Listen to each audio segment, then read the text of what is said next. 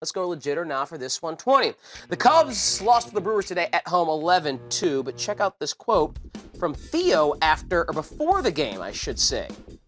Our biggest fixes are inside the clubhouse. This is largely the same club that won 200 games, averaged 100 wins over the past 2 years. There's not a player that we can realistically bring in from the outside that can spur us to play at that level.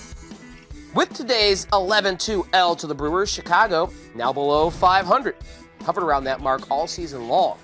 Do the Cubs need to start playing better instead of trading for some fresh blood, legit or not? Absolutely legit. I mean, if at this point in your baseball watching life you don't trust Theo Epstein, then I don't know what to tell you. Theo always seems to have the answer, and this is what makes him the consummate leader. He knows when to make a move. He knows when he doesn't. And I think to make a move at this point would be a panic. Look, I know it was a fairy tale movie last year for Cubs fans, and the sequel this year sucks. You hate it. It's just the way it goes. Sometimes you don't like the sequel. So far, Speed 2. It's Speed 2. So far, it's Speed 2. That's a good. On a boat. And that's so much better on a bus.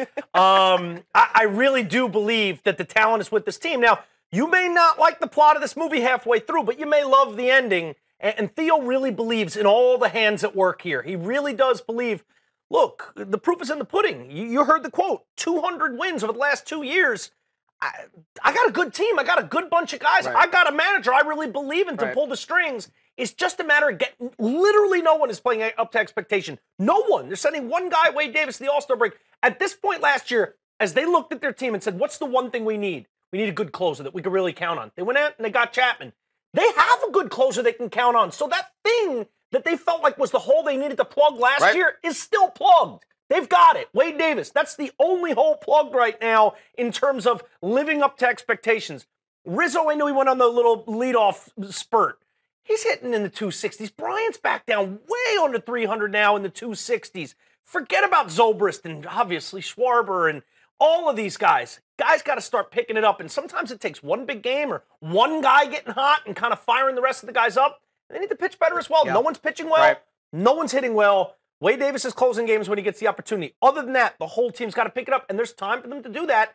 They're not, double digits back from the Brewers. It's been a magical run for the Brewers and a miserable one for the Cubs, but the answer is in-house. I agree with that. I would say if they do make a move, that pitching staff, which has a John Lackey who is a bum. Jake Arrieta has lost whatever magic he had from 2015 and 16. I don't know what the deal is. I do think Kyle Hendricks also pitched way above his natural ability yesterday, and he has regressed back to the mean. So if you can fortify with another arm that rotation, I don't mind it. But by and large, this team has to improve from within. Without a doubt. And I wouldn't, I wouldn't sell the whole kitchen sink and everything to get an arm, but that would be a place I'd be entertaining calls for sure.